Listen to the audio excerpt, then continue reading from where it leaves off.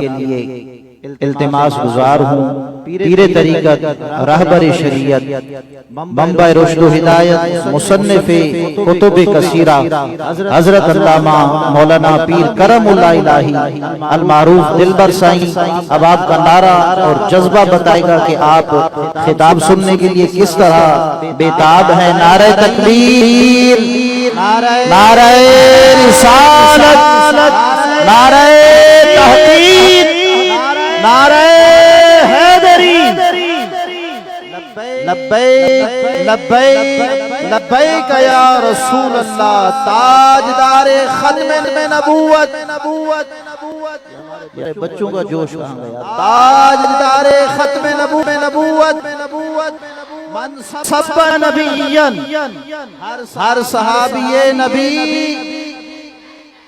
پیر طریقت، رہبر شریعت، منبع رشد و ہدایت حضور قبلہ پیر کرم اللہ الہی دلبر سائیں تشریف لائیں اور خصوصی خطاب سے ہمارے قلوب و ذہن کو منور فرمائیں۔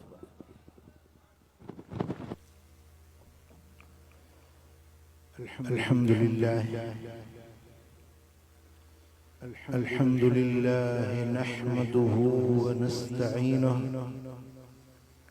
ونستغفره ونؤمن به ونتوكل عليه ونعوذ بالله من شرور أنفسنا ومن سيئات أعمالنا من يهده الله فلا مضل له ومن يضلل فلا هادي له ونشهد أن لا إله إلا الله وحده لا شريك له ونشهد أن محمدا عبده ورسوله أما بعد فأعوذ بالله من الشيطان الرجيم بسم الله الرحمن الرحيم والنجم إذا هوى صدق الله مولانا العلي العظيم إن الله وملائكته يصلون على النبي أيها الذين آمنوا صلوا عليه وسلموا تسليما اللهم صل على سيدنا ومولانا حبيبنا محمد وآله وأصحابه أجمعين۔ اسٹیج پر جلوگر اہل سنت کے مقتدر علماء کرام اور میرے پیارے دوستو بھائیوں، رب العالمین جل جلالہ جل شانہ کے ہم شکر گزار ہیں کہ جس نے آج کی شب ہمیں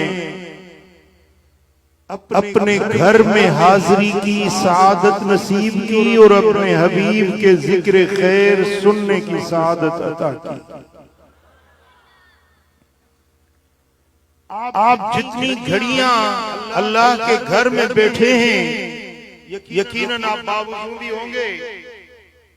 میرے آقا نے فرمایا کہ نماز پڑھ کے جو مصلی، جو نمازی مسجد میں باوضو بیٹھا ہے، جتنی دیر بیٹھا ہے 70,000 فرشتے اس کے رحمت اور مغفرت کے لیے دعائیں کرتے رہے۔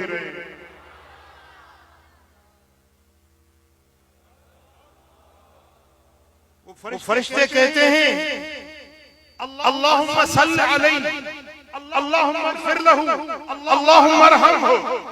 وہ فرشتے عرض کرتے میرے مولا اس پر اپنی رحمتیں نازل فرما، میرے مولا اس کی مغفرت فرما، میرے مولا اس کے درجات بلند فرما جو تیرے گھر میں بیٹھا ہوا ہے۔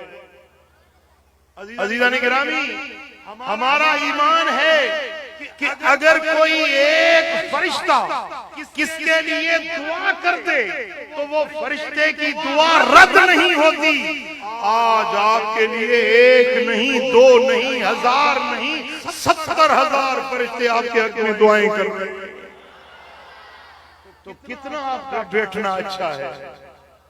کتنی یہ محفل پیاری ہے کہ اللہ کے گھر میں بیٹھے ہیں، باوضو بیٹھے ہیں اور اس کے حبیب کا ذکر خیر، ذکر معراج سننے کے لیے اکٹھے ہیں۔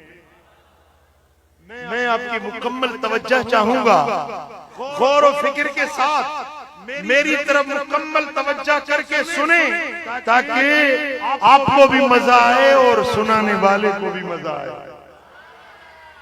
اللہ کے پاک کلام میں سورۃ نجم کی آغاز والی آیت کریمہ اس فقیر نے آپ کے سامنے تلاوت کی، وَالنَّجْمِ اِذَا هَوَىٰ، قسم ہے ستارے کی جب وہ نیچے اترے۔ اس میں یہ آغاز ہے اس سورت کا حرف واو سے، یہ واو حرف جار ہے، یہ قسم کی معنی میں آتا ہے۔ وَالنَّجْمِ، رب کائنات فرماتے ہیں کہ میں قسم اٹھاتا ہوں نجم کی،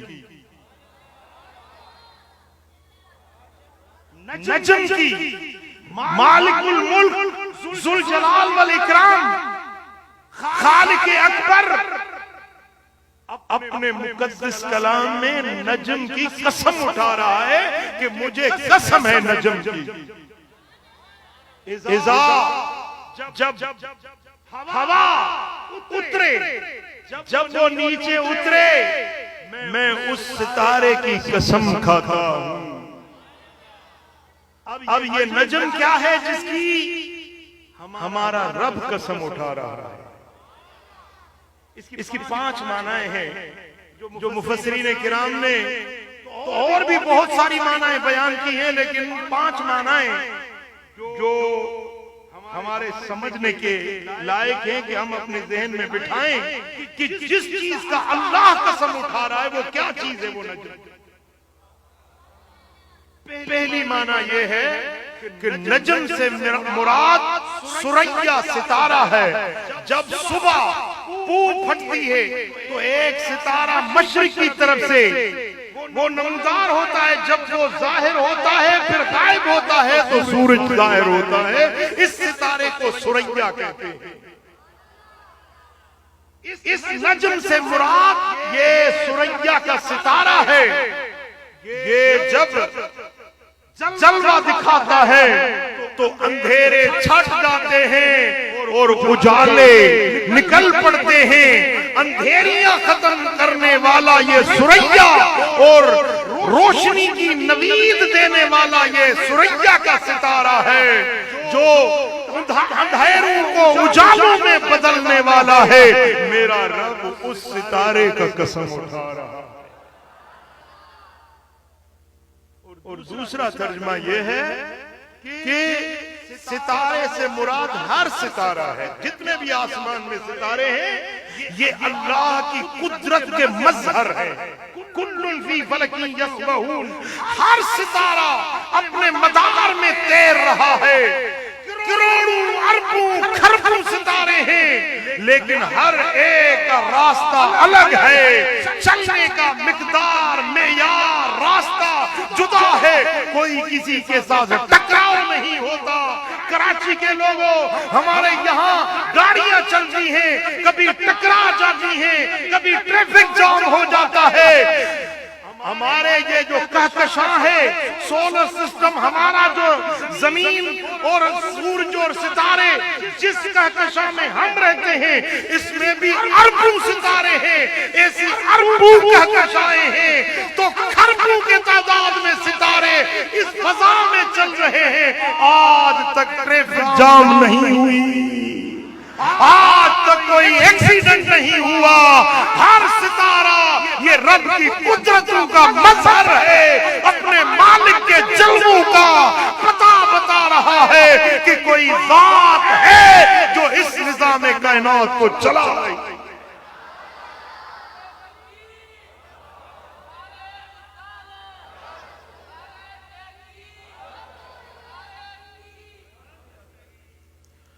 ہمارے سندھ کے ایک شاعر گزرے ہیں، وہ کہتے ہیں کہ بن جوڑی جوڑ آئے ہیں نہ جہان جی کمل پان ٹری پیو. وہ کہتے ہیں کہ جیسے یہ پھول ہے نا یہ خود بخود کھل پڑتا ہے, یہ کائنات بھی اس طرح خود بخود پیدا ہو گئی, خود بخود چل رہی ہے. اس کا پیدا کرنے والا, چلانے والا, اس کا نظام کو چلانے والا کوئی نہیں ہے. محض اتفاق کے ساتھ یہ کائنات پیدا ہو گئی, چل رہی ہے. یہ ان دہریوں کا نظریہ ہے. وہ کہتے ہیں کہ کائنات کا بنانے والا کوئی نہیں, چلانے والا کوئی نہیں. میں پوچھتا ہوں کہ کیا یہ پھول بغیر پیدا کرنے والے خود بن سکتا ہے؟ یہ خود کھل سکتا ہے؟ اس میں یہ رنگ بھرنے والا, زمین میں یہ 3 رنگ کے پھول ہیں. یہ اس کا رنگ جدا ہے, اس کا رنگ جدا ہے, اس کا رنگ جدا, ایک ہی زمین میں ساتھ کھڑے ہوئے ہیں. اس کی بو جدا ہے, اس کی خوشبو جدا ہے, اس کا رنگ جدا ہے. ارے کوئی تو ذات ہے جو اس میں خوشبو بھی بھر رہی ہے, اس میں رنگ بھر رہی ہے. ساری دنیا کے لوگ کٹھے ہو جائیں, سائنسدان دانشور کٹھے ہو جائیں, ایک ایسا پھول نہیں بنا سکتے. ہاں آرٹیفیشل پھول بنا رہے ہیں, لیکن اس میں یہ چمک, یہ دمک, یہ لالائی, یہ رانائی نہیں جو میرے رب کی قدرت نے رکھی ہوئی ہے. اب نوجوانوں کے ذہنوں کو خراب کیا جا رہا ہے. کہتے ہیں کہ یہ کائنات خود بخود چل رہی ہے, خود بخود جہان یہ چل رہا ہے. ایسے نہیں ہوتا میرے دوستو. اگر یہ ٹشو پیپر یہاں رکھا ہے یہ نہیں چل سکتا چلانے والے کے بغیر. دیکھیں یہ ٹشو پیپر کا ڈبہ ہے, اس کا 1.5 پاؤ یا آدھا کلو وزن ہوگا, پڑا ہے تو پڑا ہی رہے گا. اس کو چلانے کے لیے انرجی چاہیے, پوٹینشلٹی چاہیے, قوت چاہیے. یہ اس کو میں انگلی اپنی کے ساتھ چلا رہا ہوں, دیکھو چل رہا ہے نا. اگر وہ طاقت ہٹا دی تو وہ کھڑا ہو گیا, جہاں تھا وہی کھڑا ہو گیا. یہ سورج والشمس تجری لمستقر لها ذلك تقدیر العزیز العلیم. یہ کروڑوں ٹنوں کا سورج ہے, یہ خود بخود چل رہا ہے. بولو کوئی ذات ہے جو چلا رہی ہے, کوئی طاقت ہے, کوئی قوت ہے جو نظام ہستی کو چلا رہی ہے. کبھی ان کا ٹکراؤ نہیں ہوتا, کوئی رک نہیں جاتا کسی کی. دیکھیں نا ہماری گاڑی میں پیٹرول سے بھروا کے ٹنکی چلاتا ہوں, 500-600 کلومیٹر چلتی ہے تو گاڑی رک جاتی ہے. ڈرائیور کہتا ہے صحیح پیٹرول پمپ پہ جانا ہے, تیل بھروانا ہے, گاڑی نہیں چلے گی.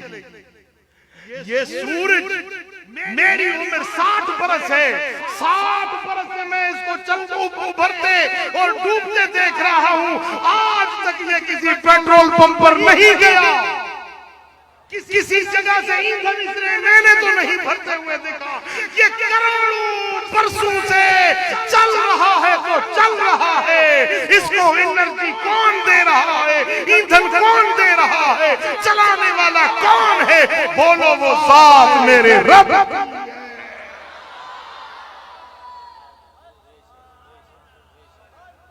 ایک ماسٹر صاحب تھے, ماسٹر صاحب اسکول میں وہ بچوں کو کہہ رہے تھے کہ بھائی دیکھو یہ کیا ہے. بولا یہ ٹیبل ہے. بولا یہ کیا ہے؟ پھول ہے. دیکھ رہے ہو؟ بولا ہاں دیکھ رہے ہیں پھول ہے. یہ کیا ہے؟ بولا دیوار ہے. دیکھ رہے ہو؟ ہاں دیکھ رہے ہیں. یہ کیا ہے؟ کرسی ہے. دیکھ رہے ہو؟ بولا ہاں دیکھ رہے ہیں کرسی ہے. بولا یہ کیا ہے؟ بولا یہ واچ ہے, گھڑی ہے. دیکھ رہے ہو؟ بولا ہاں دیکھ رہے ہیں. بولا یہ کیا ہے؟ بولا قلم ہے. دیکھ رہے ہو؟ انہوں نے کہا ہاں. بچوں نے کہا ہاں دیکھ رہے ہیں, قلم ہے. تو اس نے کہا اللہ دیکھ رہے ہو؟ بچوں نے کہا ہم تو نہیں دیکھ رہے. تو کمیونسٹ ماسٹر کہنے لگا کہ اگر ہوتا تو نظر آتا نا. یہ قلم ہے دیکھو, ہے تو نظر آ رہا ہے. کرسی ہے تو نظر آ رہی ہے. یہ ٹیبل ہے تو نظر نظر آ رہی ہے، دیوار ہے تو نظر آ رہی ہے، اللہ ہے تو نظر کیوں نہیں آتا؟ یہ بچوں کا دماغ خراب کر رہا تھا تو ایک چھوٹا سا بچہ کھڑا ہو گیا. استاد صاحب میں اگر آپ کو جواب دوں ناراض نہیں ہوگے؟ چھوٹا سا بچہ، استاد صاحب میں آپ کو جواب دوں ناراض تو نہیں ہوگے؟ بولا نہیں ناراض نہیں ہوتا، بتاؤ. تو وہ لڑکا کھڑا ہو گیا اور سارے بچوں کو کہنے لگا ہمارے استاد میں عقل ہے، نظر آتی ہے عقل. تو سب نے کہا اللہ کی قسم ہم تو نہیں دیکھ رہے. بولا اگر ہوتی تو نظر آتی نا. ابھی اس نے یہ قانون بتایا ہے، یہ قانون ہمارے استاد نے بتایا ہے کہ ٹیبل ہے نظر آتی ہے تو ہے، کرسی ہے نظر آتی ہے تو ہے، عقل ہے تو دکھاؤ کہاں ہے عقل. ماسٹر نے کہا کہ ہاں بس اللہ بھی ہے پھر عقل بھی ہے. تو ہر ستارہ اللہ کی قدرت کا مظہر ہے. رب کائنات نے فرمایا والنجم، میں ہر ستارے کی قسم اٹھاتا ہوں یہ ستارے میری قوتوں اور طاقتوں کا مظہر ہوتے. اور تیسری معنی والنجم، نجم کہتے ہیں. دیکھیں درخت دو قسموں کے ہوتے ہیں، ایک درخت ہے جس کا تنا ہوتا ہے، ایک درخت ہے جو زمین پر پھیلا ہوتا ہے.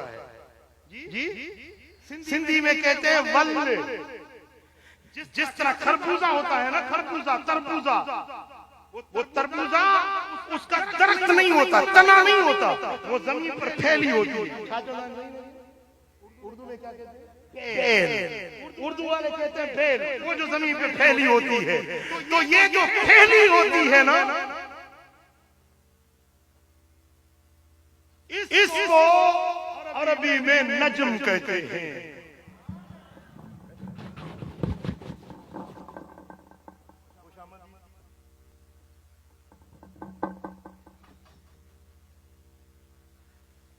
سبحان اللہ.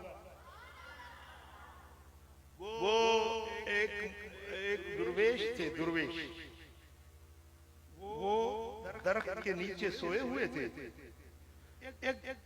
بیل کی چھوٹی، اس میں اتنا بڑا تربوز، اور اوپر درخت جس کی چھاؤں میں سوئے ہوئے تھے نا، وہ درخت بہت بڑا تھا اور اس کا میوہ چھوٹا تھا. اب یہ دل میں کہہ رہا تھا وہ درویش، کہنے لگا کہ میرے مولا تو نے انصاف تو نہیں کیا. اتنا بڑا درخت ہے اور میوہ اتنا ہے، پھل چھوٹا ہے، اور بیل اتنی سی چھوٹی اور اتنا بڑا. میرے مولا یہ انصاف تو نہیں ہے. بس یہ سوچ رہا تھا کہ اچانک ہوا کا جھونکا آیا اور ادھر سے ایک میوہ گرا اس کے جا کے سر پہ. بولا میرے مولا بس سمجھ آ گئی.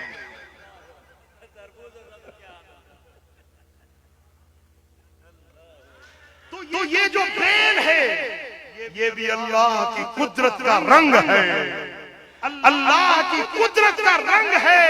دیکھیں یہ خربوزہ میٹھا ہوتا ہے اور سندھی میں کہتے ہیں ٹور، وہ بہت کڑوا ہوتا ہے. اس کو کیا کہتے ہیں؟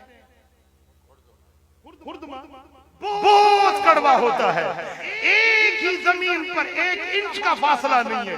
ادھر وہ خردما لگا ہوا ہے، ادھر وہ خربوزہ لگا ہوا ہے، دونوں کٹھے ہیں. خربوزہ میٹھا ہے اور وہ خردما جو ہے وہ کڑوا ہے. اب سوچنے کی بات ہے کہ دونوں کی بیل ایک جیسے ہیں، زمین وہی ہے، پانی وہی ہے، ہوا فضا وہی ہے. اس میں مٹھاس کہاں سے آئی؟ اس میں کڑواہٹ کہاں سے آ گئی؟ یہ اللہ کی قدرت کا مظہر ہوتے ہیں یہ جو بیلیں ہوتی ہیں نا. اس لیے اس نجم بیل کو عربی میں نجم کہتے ہیں. یہ اللہ کی قدرت کے مظاہر ہوتے ہیں. رب کائنات نے فرمایا والنجم، مجھے ستارے کی قسم ہے، اس بیل کی قسم ہے جب پھیل جاتی ہے، یہ زمین پہ پھیلتی ہے، اس میں میوے لگتے ہیں، کہیں میٹھے، کہیں کڑوے، کہیں رنگ برنگی ہیں، کہیں بے رنگ ہیں، یہ اللہ کی قدرتوں کا نظارہ ہوتے ہیں۔ تو اس لیے اللہ تعالیٰ نے اس بیل کی قسم اٹھائی۔ عزیزان گرامی، اور اس نجم کی دوسری معنی ہے النجم۔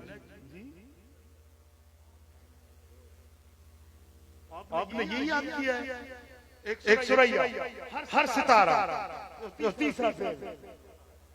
جی اب چوتھی معنی اس بیل کی، اس نجم کی چوتھی معنی جو مفسرین کرام نے بیان کی ہے، اس نجم سے مراد حضرت محمد مصطفیٰ صلی اللہ علیہ وسلم کی ذات۔ تفسیر قرطبی میں اور تفسیر خازن میں یہ لکھا ہے کہ یہاں النجم سے مراد حضرت امام جعفر صادق رضی اللہ تعالیٰ عنہ کا قول ہے کہ امام جعفر صادق رضی اللہ تعالیٰ عنہ وارضاہ فرماتے ہیں کہ النجم هو محمد صلی اللہ علیہ وسلم اسرا اذا اسرا فی المعراج۔ النجم سے مراد حضور کی ذات ہے، اور ہوا سے مراد اس کا معراج کر کے واپس لوٹ کر آنا ہے۔ یہاں یہ جو سورہ نجم کی آغاز والی جتنی بھی آیتیں ہیں، ان میں میرے آقا کے ذکر معراج کو اللہ نے خود بیان فرمایا۔ والنجم سے مراد میرے آقا محبوب محمد مصطفیٰ صلی اللہ علیہ وسلم ہیں۔ اذا ہوا، جب وہ نیچے اترے معراج کر کے، سیرے مکان و لامکان کر کے جب واپس آئے، جب حضور واپس جلوہ گر ہوئے تو آپ کا چہرہ چمک رہا تھا۔ رب کائنات نے فرمایا والنجم اذا ہوا، محمد مصطفیٰ کی قسم ہے جس کا چہرہ چمکتا دمکتا ستارہ بن کر واپس لوٹ آیا تھا۔ اللہ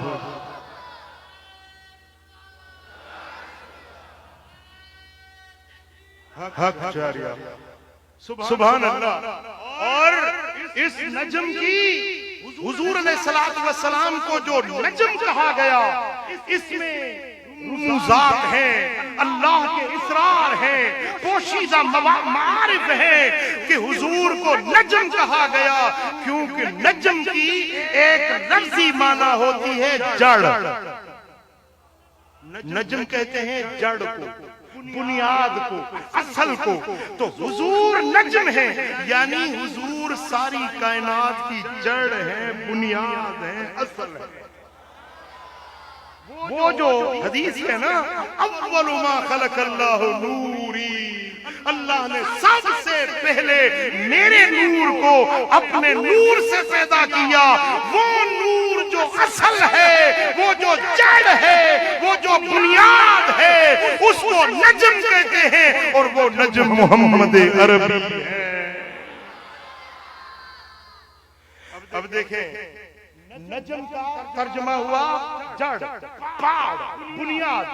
اور ایک درخت کھڑا ہے آپ کے سامنے، اس درخت کا تنا بھی ہے، اس کی ڈالیاں ہیں، شاخیں ہیں، اس میں پھول ہیں، اس میں پتے ہیں، اس کی چھوٹی چھوٹی ٹہنیاں ہیں، سب کچھ ہے۔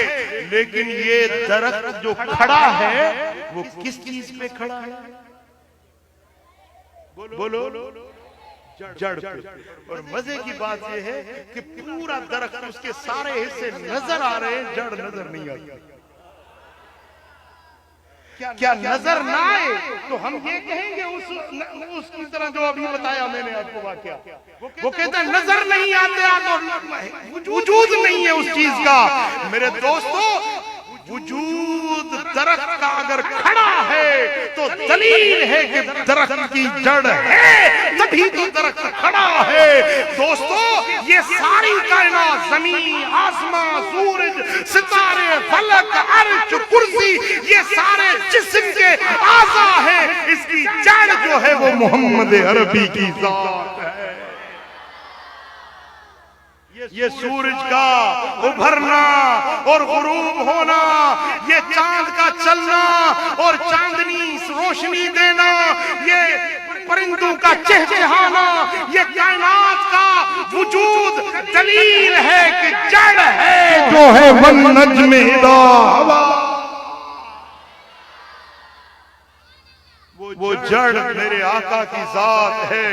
ساری کائنات، پوری کائنات حضور کے نور سے پیدا ہوئی، تو اصل وجود آمدی از نخست دگر ہرچ موجود شد فراتست۔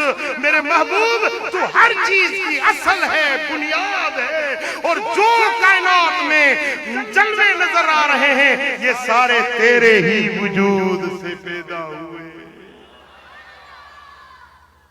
اس لیے حضور کو والنجم کہا، کیونکہ میرے آقا اس کائنات کا بنیاد حضور کی ذات۔ اور آپ کہیں گے کہ حضور کو ستارہ کہا، چاند کہا ہوتا، چاند تو ہم بھی نہیں کہتے نا، اللہ کیوں کہے گا؟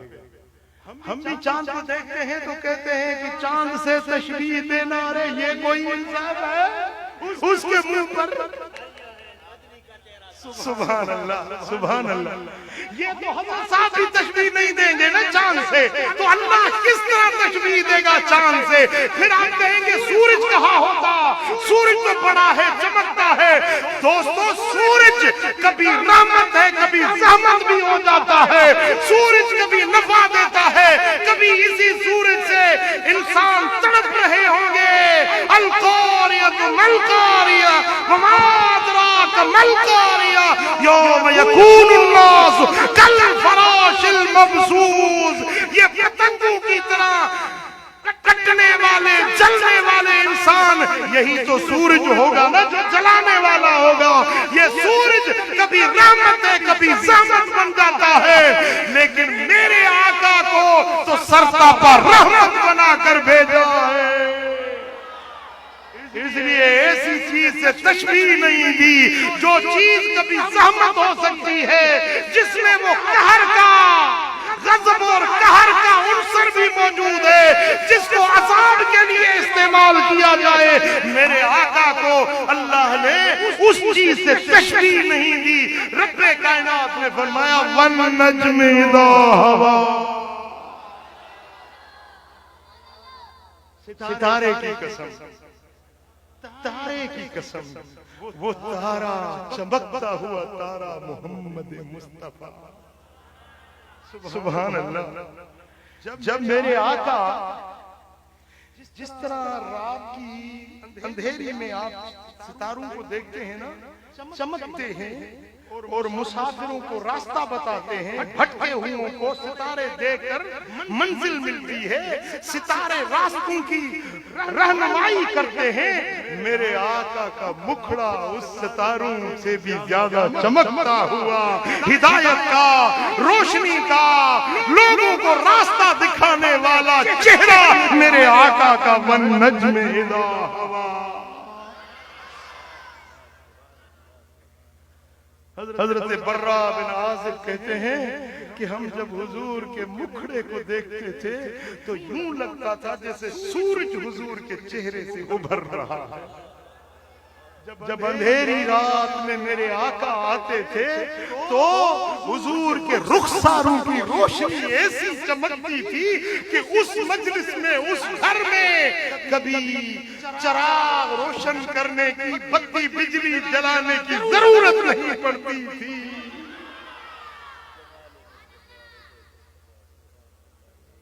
حضرت تفسیر مظہری میں قاضی ثناء اللہ پانی پتی لکھتے ہیں کہ حضرت اماں حلیمہ سعدیہ فرماتی ہیں جب حضور کو میں مکے سے اٹھا کر اپنے قبیلے بنو سعد لے گئی نا، تو خدا کی قسم مجھے اپنے گھر میں دیا جلانے کی دیپ جلانے کی روشنی کی ضرورت نہیں ہوئی. لوگوں نے پوچھا کہ کیوں؟ کہنے لگی کہ حضور کے رخساروں سے جو روشنی نکلتی تھی.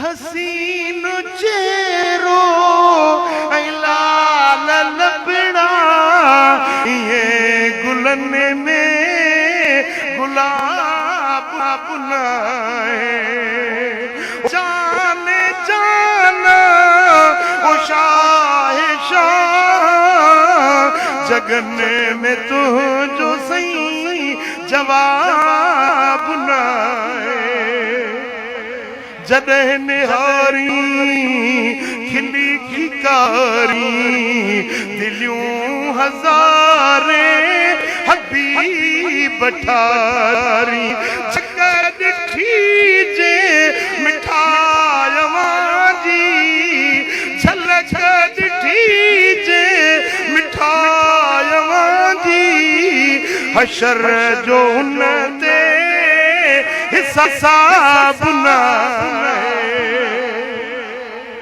صلی اللہ علیہ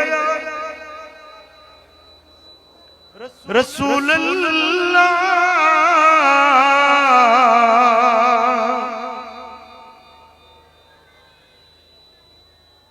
جس نے میرے آقا کے مکھڑے کو دیکھا ان سے پوچھو کہ حضور کا حسن کیا ہے. قرآن تو کہتا ہے وَالنَّجْمِ إِذَا هَوَىٰ اور یہ ظالم یہاں کہتا ہے نبی ہمارے جیسا تھا ہماری طرح تھا. ارے تو کیا جانے تجھے پوچھنا.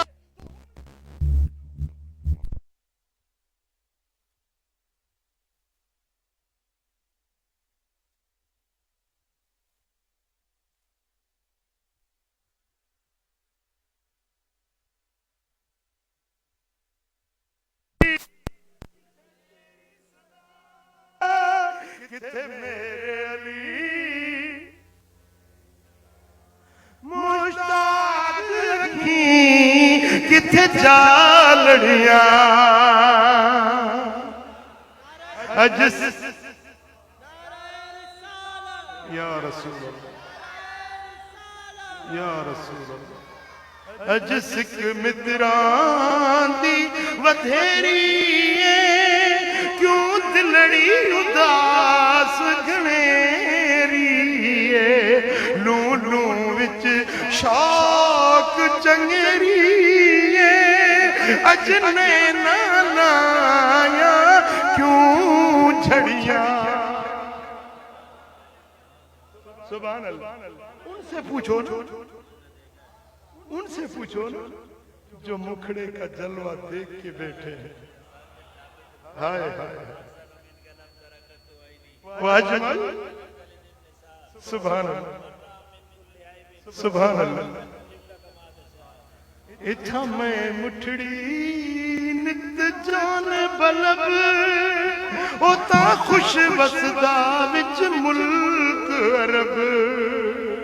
اتھا میں مٹھڑی نت جان بلب اوتا خوش وسدا وچ ملک عرب. توڑے دھکڑے دھوڑے کھاندڑیاں تیرے نام تے مفت وکاندڑیاں تیرے باندیاں دی میں باندڑیاں تیرے درد کتیاں نال ادب. اعتراض کرتے ہیں کہ سگے مدینہ کیوں لکھتے ہو کیوں کہلواتے ہو. وہ تو کہتے تیرے درد کتیاں نال ادب. والنجم اذا ہوا ستارے کی قسم جب وہ نیچے اترے. بات تو ہونی چاہیے جانے کی لیکن یہاں تو بات اترنے کی ہے. سبحان اللہ سبحان اللہ. یار کا جانا تو جانا ہے لیکن آنا اسے اور بھی زیادہ. حضرت ادریس جنت میں گئے بولا اب تو باہر نہیں نکلوں گا تو واپس نہیں جاؤں گا.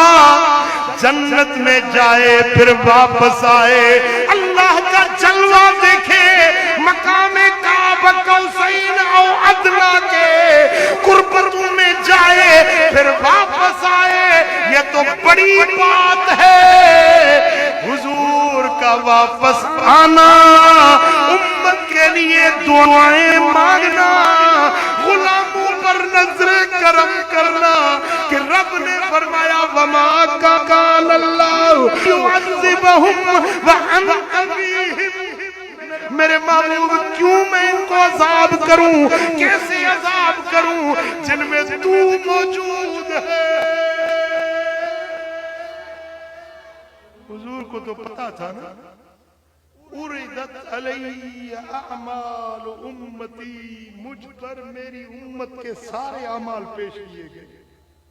تو حضور کو پتا تھا کہ قوم موسیٰ والوں نے صرف ہفتے والے دن کی بے حرمتی کی تو وہ ان کی شکلیں مسخ ہو گئی تھی, اور حضرت صالح علیہ السلام کی قوم والوں نے اس اونٹنی کی بے حرمتی کی